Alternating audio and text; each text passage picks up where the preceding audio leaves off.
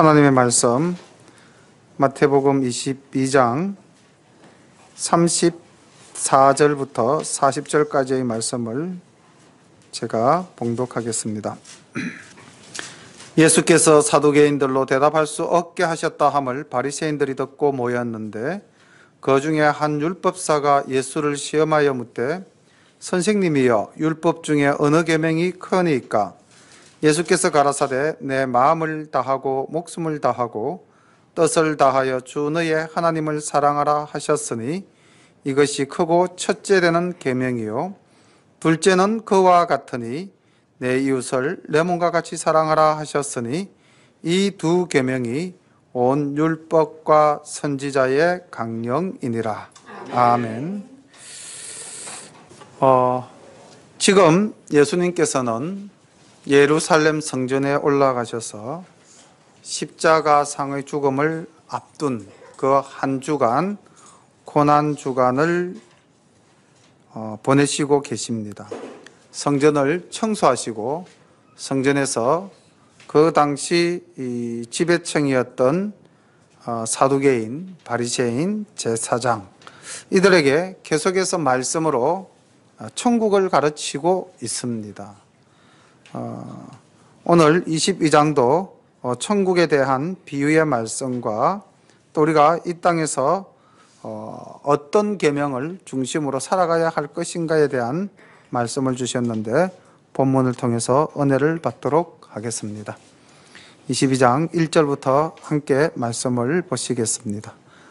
예수께서 다시 비유로 대답하여 가라사대 천국은 마치 자기 아들을 위하여 혼인잔치를 베푼 어떤 임금과 같으니 그 종들을 보내어 그 청한 사람들을 혼인잔치에 오라 하였더니 오기를 싫어하거늘 다시 다른 종들을 보내며 가로되 청한 사람들에게 이르기를 내가 오찬을 준비하되 나의 소와 살찐 짐승을 잡고 모든 것을 갖추었으니 혼인잔치에 오소서 하라 하였더니 저희가 돌아보지도 않고 하나는 자기 밭으로 하나는 자기 상업차로 가고 그 남은 자들은 종들을 잡아 능욕하고 죽이니 임금이 노하여 군대를 보내어 그 살인한 자들을 진멸하고 그 동네를 불사르고 이에 종들에게 이르되 혼인잔치는 예비되었으나 청한 사람들은 합당치 아니하니 사거리 길에 가서 사람을 만나는 대로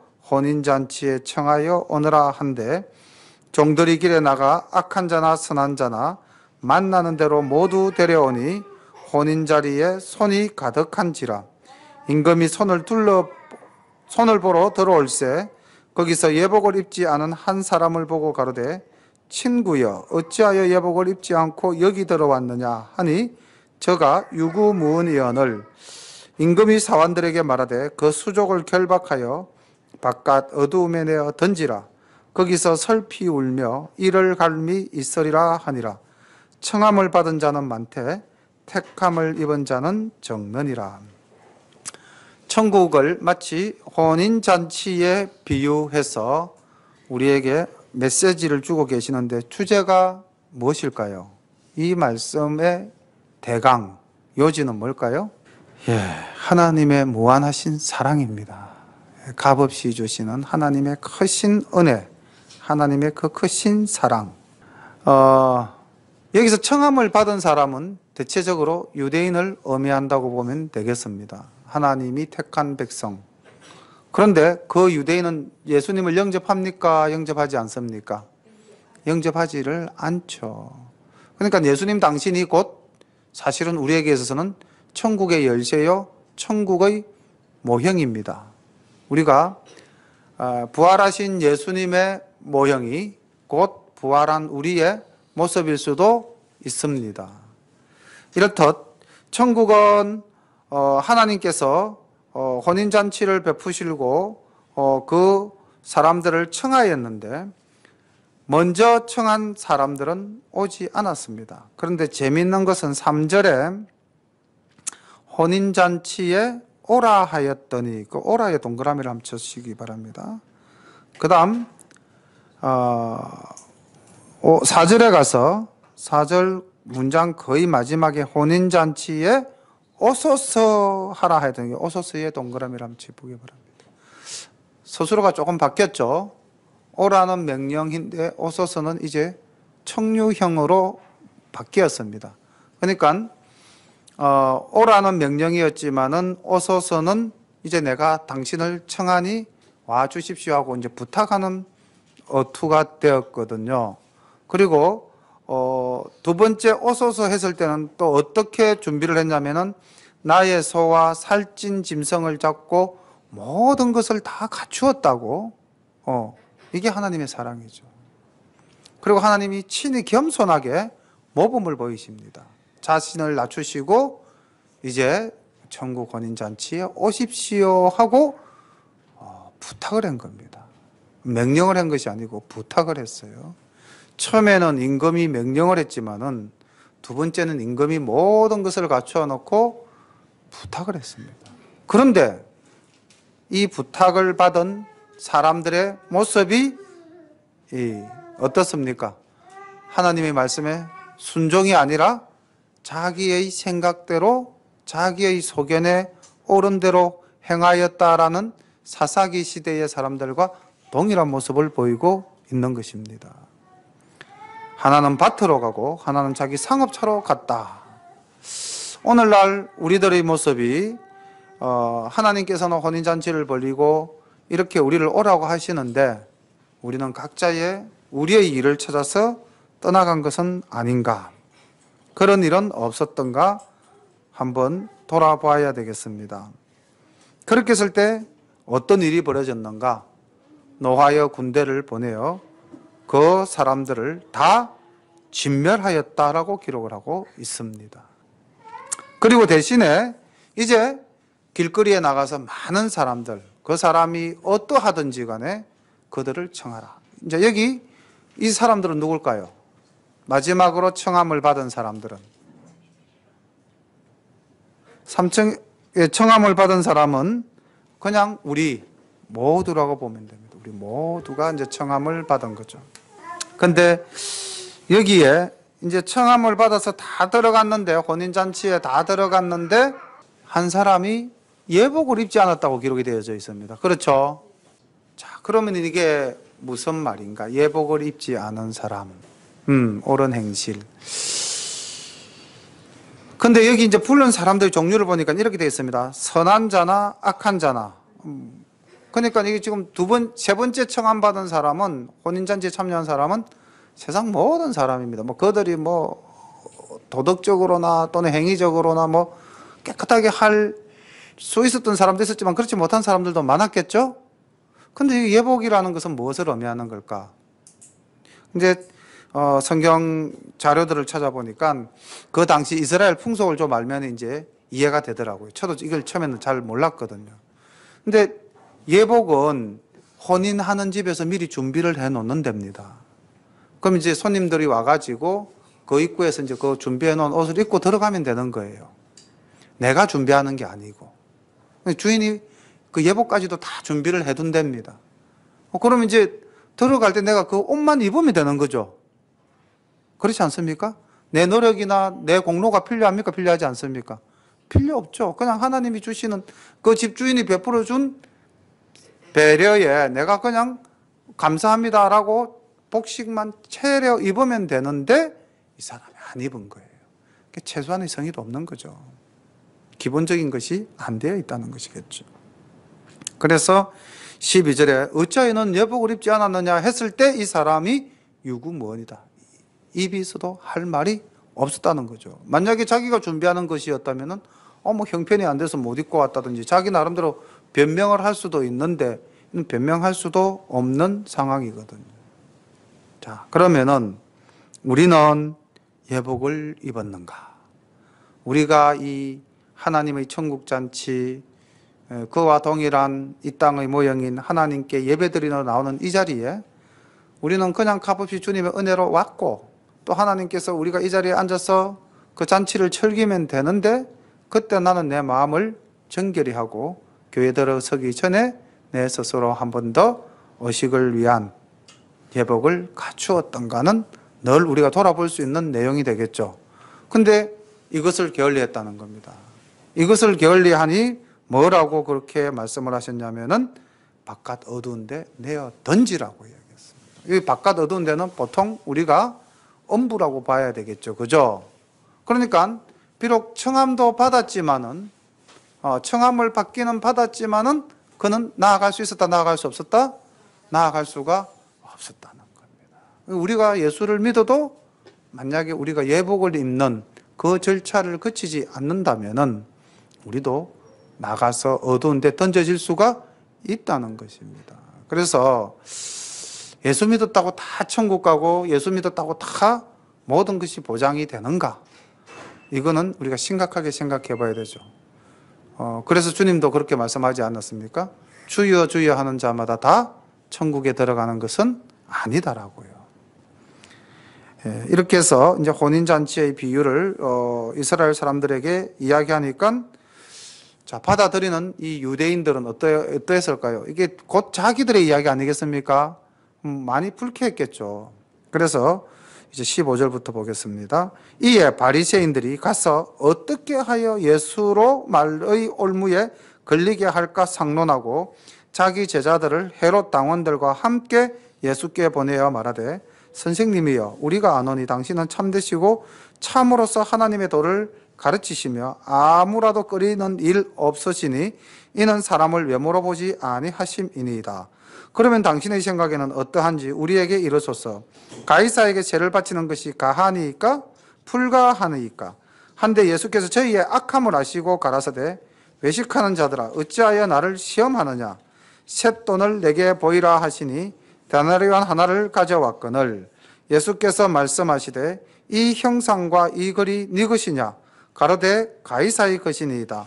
이에 가라사대 그런즉 가이사의 것은 가이사에게 하나님의 것은 하나님께 바치라 하시니 저희가 이 말씀을 듣고 기이 여겨 예수를 떠나가니라.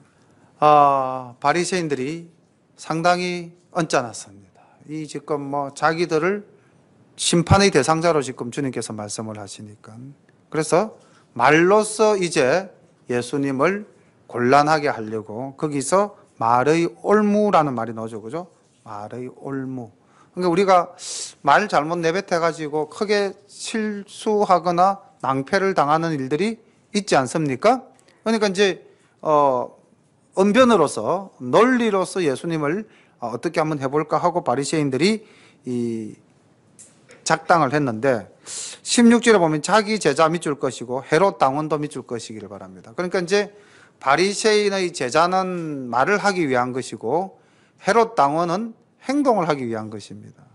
다시 말하면 말의 올무로 시비를 걸어서 예수님께서 거기에 갈려들면 어떻게 하겠다? 이 헤롯 당원들을 동원시켜서 예수님을 제압하겠다, 체포하겠다. 아마 그런 뜻이었던 것 같습니다. 그리고는 이제 예수님께 나아가서 마음에도 없는 아주 외식적인 인사를 하죠. 당신은 참으로 선하시고 참으로 참되시고 당신은 아무 끓이는 일도 없으시고 당신은 사람을 외모로 보지 않고 그 중심을 보시는 분이십니다. 자, 말이 너무 화려하면은 진실성이 결여되게 되어져 있죠. 자, 그러면서 이제 드디어 말의 올무를 내 걸죠. 그게 뭐냐면은 셋돈 하나를 내어 보이면서 가이사에게 세금을 내는 것이 옳습니까? 아니면은 내지 않는 것이 옳습니까? 만약에 이렇게 질문했을 때 예수님께서 바로 그 말에 적답을 하시면서 가하다라고 대답을 했다면 어떻게 이야기를 했을까요? 그러면은 이 당시 유대인들이 로마인에게 세를 내는 것을 좋아했습니까? 싫어했습니까? 싫어했죠. 너는 반민족적인 사람이다. 그렇게 몰아붙였겠죠. 그리고 헤롯 당원을 데리고 가서 어떻게 했겠습니까? 결박해서 끌고 갔겠죠. 반민족적인 사람이다. 그러면은 불가하다라고 한다면 어떻게 또 했겠습니까? 그럼 너는 또 그렇게 해도 너는 로마 제국에 반역을 해. 그렇게 이야기하지 않겠습니까? 이래도 반역이요 저래도 반역이요. 반역으로 얽어매려고 했던 이 바리새인의 올무에 예수님께서 적답하시는 대신에 이 우리가 정말 배워야 될 말하기 기법이죠. 대화법입니다. 적답을 하지 않으시고 그래 좋아 쇳돈을 내게 보이라. 여기에 누구의 얼굴이 있느냐, 누구의 형상이 있느냐. 그러니까 가이사의 형상이 있고 로마 글이 있습니다. 그래 그럼 그것은 로마의 것이니까 로마에 갖다 내라. 그리고 성전세는 그때 뭐로 받았습니까? 혹시 기억나십니까? 언어로 단 3개를 받았죠. 그죠? 그러니까 가이사의 것과 하나님의 것이 구별되어 있습니까? 안 되어져 있습니까? 되어져 있었죠. 그래서 가이사의 것은 가이사에게 내고 하나님의 것은 하나님께 내어라. 이 말씀이죠. 자, 이게 사실은 제가 이 말씀을 준비하면서 이 부분에서 지난번에 한번 했던 내용일 수도 있는데 우리가 이 시대를 살아가면서 사실 물질적인 것에 많이 집착을 하거나 또는 물질적인 것에 의해서 우리가 많이 구속을 받습니다. 그렇죠? 물질로부터 사실 자유로울 수 있는 사람들이 그렇게 많지는 않아요. 돈이 아무리 많아도 물질에 얽매이는 사람들이 있어요. 그렇죠? 그러다 보니까 우리가 무엇을 구별할 줄 모르냐면은 하나님의 것과 내 것 또는 하나님의 것과 세상 것을 구별할 줄 모르는 그런 신앙의 초기 상태로 우리가 되어버리는 경우가 굉장히 많습니다. 특히 어떨 때 그런가? 뭔가 굉장한 일이 터졌을 때에 생각지도 않은 수입이 생겼다. 근데 그 액수가 어마어마하다. 그럼 이걸 지금 11조를 내야 되나 말아야 되나? 이제 하나님의 것과 세상 것이 구별이 안 되고 혼란을 일으킬 때가 있습니다. 10,000원에 1,000원 11조는 부담스럽지가 않습니다. 100만 원에 10만 원 낼 수 있을 것 같아요. 그런데 1억에 1,000만 원. 자, 느낌이 어떻습니까? 다르죠? 이게 인간이라는 것이죠. 100억에 10억. 이거는 어떻게 하면 안 낼 수 있을까? 이제 이렇게 생각을 하게끔 되겠죠. 그러니까 물질이라는 것이 우리를 얼마나 구속하고 우리를 얼마나 지배하는가. 근데 주님께서는 세상 것은 세상에, 하나님의 것은 하나님에게 바쳐라고 분명히 말씀을 하셨거든요. 그래서 우리 열린 가족들은 이것을 지혜롭게 구별해낼 수 있는 확실한 믿음을 가져야만 되겠습니다. 23절 부활이 없다는 사두개인들이 그날에 예수께 와서 물어가로되 선생님이여 모세가 일렀으되 사람이 만일 자식이 없이 죽으면 그 동생이 그 아내에게 장가들어 형을 위하여 후사를 세울지니라 하였나이다. 우리 중에 7형제가 있었는데 마지 장가들었다가 죽어 후사가 없으므로 그의 아내를 그 동생에게 끼쳐두고 그 둘째와 셋째로 7째까지 그렇게 하다가 최후에 그 여자도 죽었나이다. 그런즉 저희가 다 그를 취하였으니 부활 때에 7 중에 네 아내가 되리이까? 예수께서 대답하여 가라사대 너희가 성경도 하나님의 능력도 알지 못하는 거로 오해하였도다. 부활 때에는 장가도 아니가고 시집도 아니가고 하늘에 있는 천사들과 같으니라. 죽은 자의 부활을 언언할진대 하나님이 너희에게 말씀하신 바 나는 아브라함의 하나님이요 이삭의 하나님이요 야곱의 하나님이로다 하신 것을 읽어보지 못하였느냐. 하나님은 죽은 자의 하나님이 아니요 산 자의 하나님이시니라 하시니 무리가 듣고 그의 가르침에 놀라더라. 그 당시 그 바리새인들과 사두개인들 중에서 사두개인들은 부활 신앙을 믿지 않았습니다. 그리고 천사들의 존재도 인정하지 않았어요. 반면에 그 바리새인들은 부활과 천사 신앙을 다 인정했습니다. 이 사두개인은 잘 아시다시피 다윗 왕 때에 대제사장으로 임명받았던 사독이라는 분이 있었죠. 그 사독의 후예가 바로 사두개인 이렇게 되는 겁니다. 과연 부활에 대해서 이 사독 계열은 부활이 있다는 지혜가 없었을까요? 하나님 말씀을 몰랐을까요?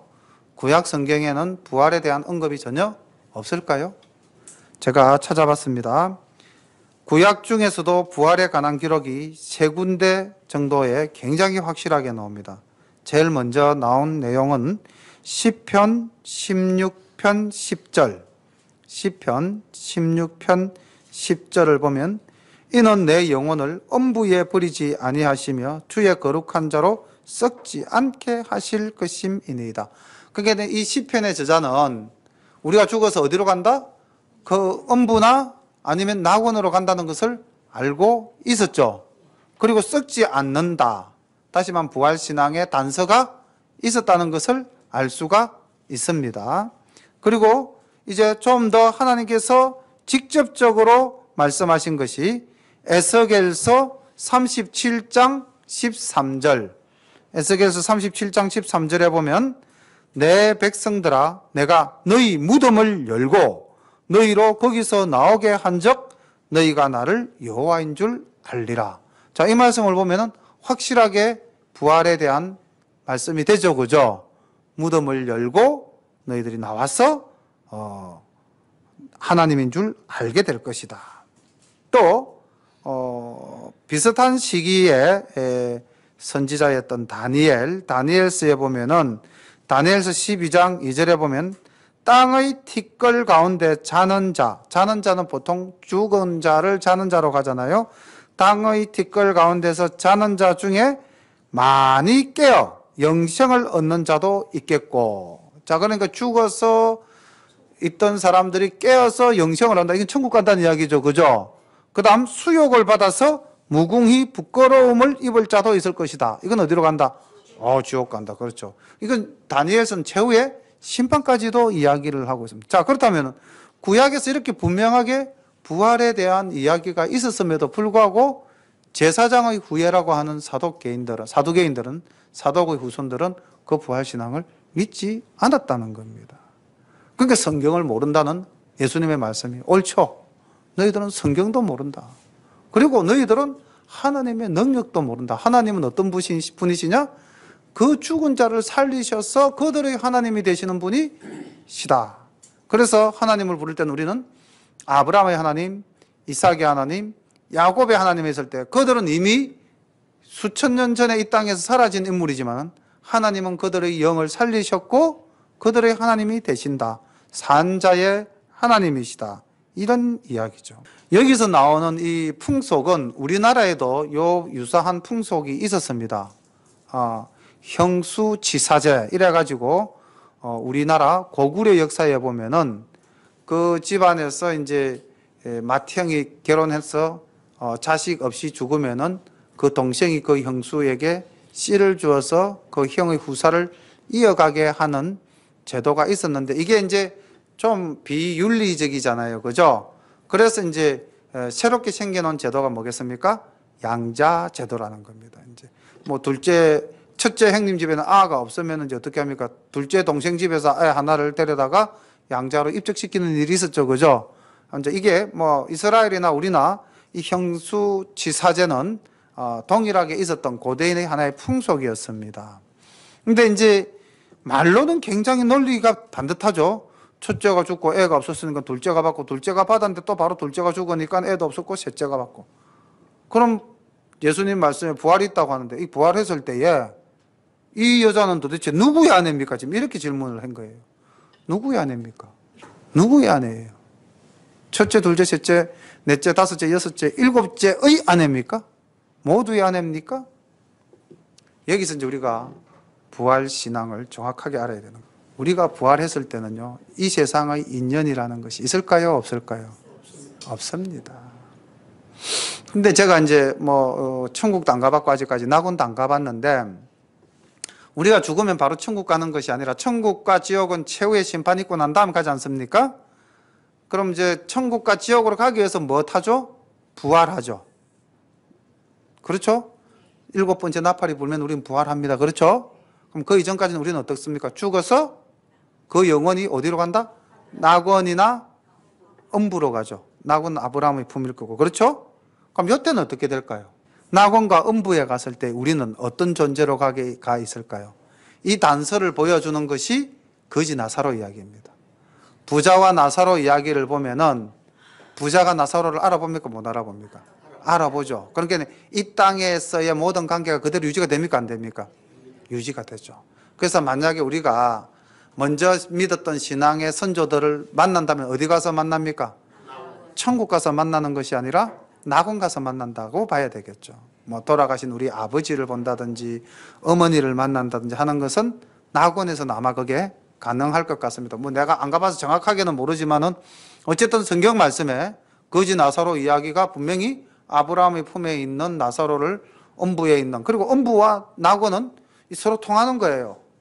이쪽은 낙원, 이쪽은 음부입니다. 그렇죠? 물론 그 길이가 너무 멀어서 이 물을 너에게 보낼 수도 없고 네가 거기 있어도 올 수도 없다. 이제 이렇게 단절된 공간이지만 서로 통해서 보는 겁니다. 뭐 그러니까 낙원이나 음부, 즉 우리 사후의 세계는 오늘날 우리가 생각하는 이 땅에서의 시간과 공간을 다 초월하는 겁니다. 그러면은 이제 이 사두개인들의 질문은 어떻게 됩니까? 답이 어떻게 나오죠? 누구의 아내입니까? 경상도 표현법으로 바꾸면 쓸데없는 소리 하고 앉아있네 이겁니다. 무슨 말이냐면 이 땅의 모든 인과관계는 없어진다. 너는 부활이란 걸 아직 잘 모르는구나. 부활은 새하늘과 새 땅에서 새로운 관계로 우리가 시작을 하는 것이 부활 신앙이다. 너희가 성경을 알지 못하고 하나님도 오해한 것이죠. 누가복음 24장 13절로부터 35절 내용을 보면은 엠마오로 가는 두 제자의 이야기가 나오죠. 그들이 누구와 함께 걸어갑니까? 예수님과 함께 걸어가죠. 예수님이 그들에게 말씀도 풀어주고 같이 밥도 먹고 다 합니다. 그렇죠? 근데 그들이 예수님을 알아봅니까? 못 알아봅니까?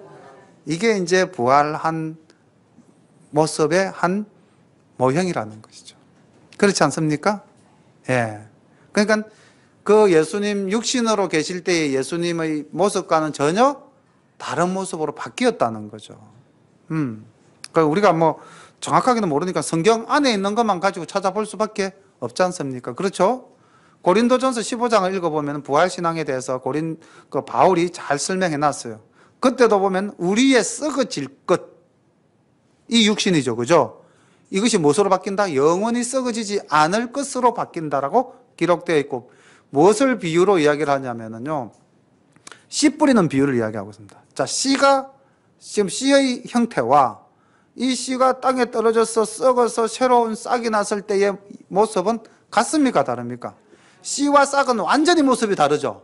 그러나 본질적으로는 씨에서 싹이 나온 거 아닙니까? 그렇죠? 예. 이걸 가지고 이제 바울이 부활의 모습을 비유로 설명하고 있어요. 고린도전서 15장을 또 참고로 하시면 됩니다. 누가복음 24장도 참고로 하시면은 이제 부활에 대해서는 누구와 이야기를 하더라도 천국 가서 뭐 만나보자 이 말은 옳지 않다. 차라리 바꾸려면 낙원 가서 만나보자 이렇게 바꿔야 됩니다. 찬송가도 그렇게 바꿔야 되겠죠, 그죠? 그럼 이제 낙원과 천국, 음부와 지옥 어떻게 이제 차이가 나는지는 충분히 이해가 되시죠? 예.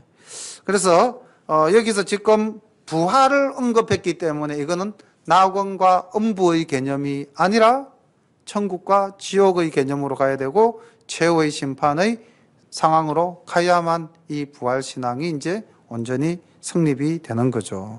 그래서 이 사두개인들은 그 진리를 몰랐다는 겁니다. 그런데 우리는 알죠. 그러니까 우리가 얼마나 하나님으로부터 큰 은혜를 받았습니까? 하나님 나라의 모든 비밀을 우리는 다 알고 있어요. 그렇지 않습니까? 예. 예수님께서 이 땅에 오셔가지고 천국 열쇠를 주신 거예요. 그러면서 우리가 이 땅에서 풀면 하늘에서도 풀릴 것이고 이 땅에서 매면 하늘에서도 매인다라고 말씀을 하셨거든요. 그래서 우리는 어쨌든 이 땅을 살면서 천국의 소망을 두고 신실한 믿음으로 하나님께 영광을 돌려야 될 것입니다. 무리가 듣고 그의 가르침에 놀라더라. 도저히 자기로서는 이제 완전히 얽어매었다라고 생각을 했을 텐데 마지막 또 34절 보겠습니다. 예수께서 사두개인들로 대답할 수 없게 하셨다 함을 바리새인들이 듣고 모였는데 그 중에 한 율법사가 예수를 시험하여 묻되 선생님이여 율법 중에 어느 계명이 크니까? 예수께서 가라사대 내 마음을 다하고 목숨을 다하고 뜻을 다하여 주 너희 하나님을 사랑하라 하셨으니 이것이 크고 첫째 되는 계명이요 둘째는 그와 같으니 내 이웃을 내 몸과 같이 사랑하라 하셨으니 이 두 계명이 온 율법과 선지자의 강령이니라. 그러니까 이들의 말 속에는 항상 함정을 파고 있습니다. 율법 중에서 어느 계명이 제일 큽니까? 여기 그냥 말려 들어가면은 십계명 그리고 레위기의 율법 뭐가 제일이지 이렇게 사람이 생각할 수밖에 없겠죠, 그죠? 그런데 주님께서는 그런 말의 올무에 전혀 걸려들지를 않으시죠. 그리고는 크게 둘로 나누어서 하나님을 사랑하라는 쉐마 신명기 6장 5절의 말씀과 내 이웃을 내 몸같이 사랑하라는 두 말씀으로 딱 정리합니다. 이게 우리 한국에도 이 사상이 일찍 붙어 있었어요. 뭡니까? 넉자입니다. 넉자. 그렇죠. 경천애인이죠. 예. 홍익 인간은 널리 인간을 이롭게 한다. 이게 이제 건국 이념이고, 그 다음 그 당시 같이 나왔던 말이 경천애인입니다. 그러니까 어떻게 보면 우리 민족도 굉장히 일찍부터 그 하나님의 뜻을 아는 민족이었던 것 같아요. 하늘을 공경하고 사람을 사랑하라. 그러니까 이게 뭐고 하나님을 사랑하고 내 이웃을 사랑하라 하는 것과 똑같지 않습니까? 그래서 제가 이 부분을 설교 준비를 하다가 나중에 내가 혹시 또 애를 낳을 일이 있으면은 큰아이의 이름은 경천으로 하고 둘째 아이의 이름은 애인으로 할까? 이런 생각을 한번 해봤습니다.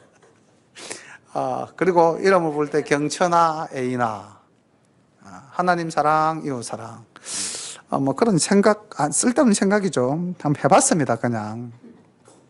상상은 자유지 않습니까? 그러면서 우리가 다시 한번 더 정말로 우리의 가슴 속에 하나님 사랑, 이웃 사랑. 이것이 주님이 우리가 이 땅에 살아가면서 지켜야 할 하나님의 계명으로 세워주셨다는 겁니다. 우리 솔로몬이 궁전을 짓고 그 앞에 두 개의 큰 기둥을 세웠죠. 그죠? 야긴과 보아스. 그렇죠? 하나님께서 그 스스로 세우셨다. 근데 우리의 삶 속에도 이 두 기둥이 있어야 되지 않겠습니까? 뭡니까? 하나님 사랑, 이웃 사랑. 그렇죠. 이 두 기둥이 우리의 개인적인 삶, 우리 열린 교회의 나아갈 방향, 그 앞에도 항상 이 두 기둥이 서 있어야 되는 것이겠습니다. 우리가 이제 추수감사절을 조만간 맞이할 건데, 그때는 떡도 해가지고 좀 이웃들에게도 돌리기도 하고요. 또 사랑의 바자회도 우리가 열심히 물품을 모아가지고 이웃들에게 이렇게 베풀어주는 그런 이웃 사랑의 역사를 보일 때에 그들이 하나님 사랑을 느끼지 않겠습니까? 저는 우리 장로님 보면은 대단히 존경스러울 때가 많습니다. 이웃 사랑을 참 잘해요. 예. 춘희분식 저 집 생겼을 때 말입니다. 우린 거 가서 뭐 좀 사먹어야 되겠다. 사실 이런 생각을 별로 못 했을 때 장로님께서는 수요일 날 청소하고 저 집에 가서 밥 먹읍시다. 그래서 우리가 거기 가서 몇 번 먹었지 않았습니까? 그러니까 춘희분식 아줌마가 고백을 해왔어요. 내가 처녀 때 예수를 믿었던 사람입니다. 시집을 왔는데 신랑이 너무 엄해서 예수를 못 믿고 교회를 못 나가고 있어. 이렇게 말씀을 하시더라고요. 그 말씀을 하셨다는 건 언젠간 내가 때가 되면은 교회로 오겠다. 예, 그런 말씀 아니겠습니까? 우리가 이웃 사랑을 열심히 하다 보면은 언젠간 그분들이 하나님 사랑을 찾아서 사랑의 그 원류가 어디에 있는지 알고 찾아오는 거죠. 우리 연어라는 물고기를 보면은 자기가 어디서 태어났다 그런 물고기조차도 알잖아요. 그래 큰 바다 나갔다가 결국은 지가 이제 다시 알을 낳아야 될 이세를 낳아야 될 때쯤 되면 어떻게 합니까? 연어가 회귀해오죠, 그죠? 민물고기로는 연어고 바닷고기로는 또 뭐가 있는지 아시죠? 이제 그들의 때가 무르익어가고 있으면 대구도 회귀성 어류거든요. 그제 앞바다에서 이렇게 이제 씨를 뿌려놓으면은 이게 이제 치어가 되고 고기가 컸다가 대구가 큰 바다 가서 커가지고 다시 또 알날 때쯤 되면 어디로 옵니까? 그제 앞바다로 돌아옵니다. 그래서 우리는 겨울 되면은 대구를 먹을 수가 있죠. 예. 우리 교인들이 다 같이 가서도 대구 한번 먹어야 안 되겠습니까?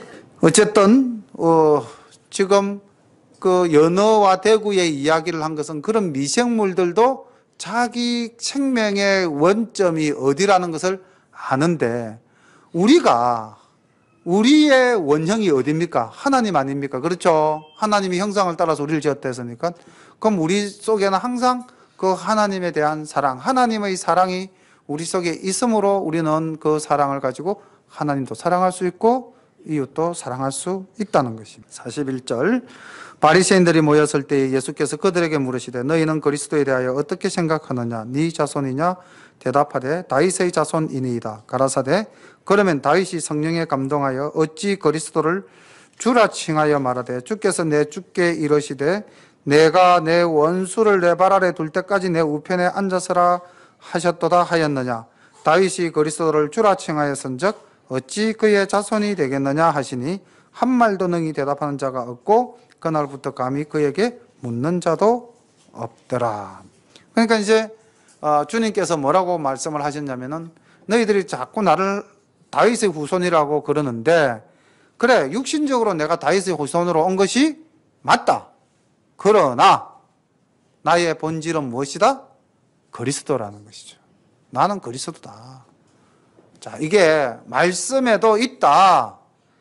시편에 보면은 다윗이 성령에 감동돼서 찬양을 할 때에 주께서 내 주께 이르시되, 이때 앞에 주는 누가 되겠습니까? 그리스도. 주께서 내 주께 할 때 두 번째 주께는 누가 되겠습니까? 여호와 하나님. 그래서 그 주께서 다음 주를 뭐라고 했으면 내 우편에 앉아라. 예수님은 영원히 하나님의 우편에 앉아 계시는 거죠. 다윗도 그렇게 고백하지 않았느냐. 이제 이 말씀입니다. 이해가십니까? 예. 그래서 육신으로는 내가 이 땅에 인간으로 왔다. 그것은 누구의 후손으로? 다윗의 후손으로 왔다. 왜? 다윗의 후손이라야만 메시아 신앙이 성립이 되니까 유대 사회에서는. 그렇게 해서 내가 메시아로 왔는데 실질적으로 나 메시아는 육체적으로 다윗과는 관계가 있다 없다? 없다는 겁니다. 나는 그리스도다. 단지 형식을 빌었을 따름이지 실질적으로는 내가 곧 하나님이다. 그 말씀이신 겁니다. 예. 그렇게 했을 때 이제 이 바리새인들, 율법사들, 제사장들 감히 주님 앞에 뭐라고 말할 수 없는 그런 상황이었다는 것이죠. 이만큼 우리 주님께서는 그들을 말씀으로 확실하게 제압을 했습니다.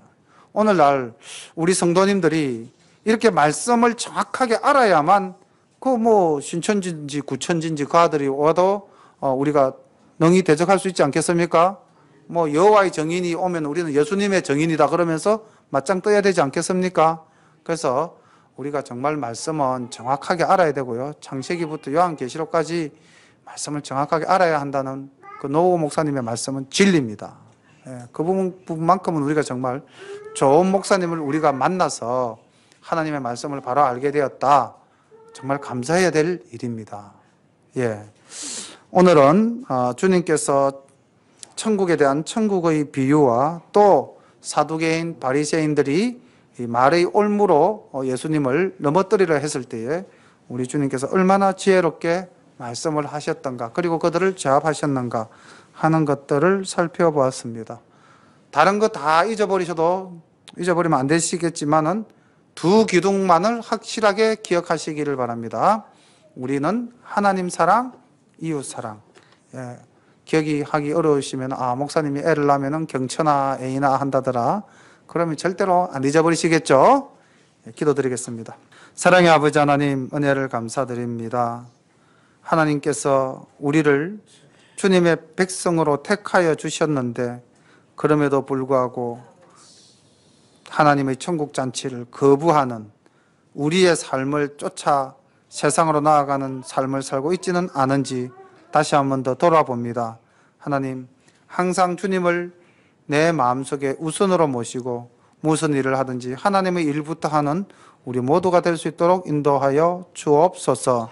하나님, 또한 우리가 이웃사랑, 하나님 사랑 늘 가슴 속에 새기면서 우리의 삶 속에서 이를 실천하여 하나님의 그 크신 그 사랑하심을 우리가 다 나타내 보일 수 있도록 주께서 저희들에게 늘 능력 내펴 주시기를 간절히 바라옵고 이 모든 말씀 예수님의 이름 받들어 감사하며 기도드립니다. 아멘.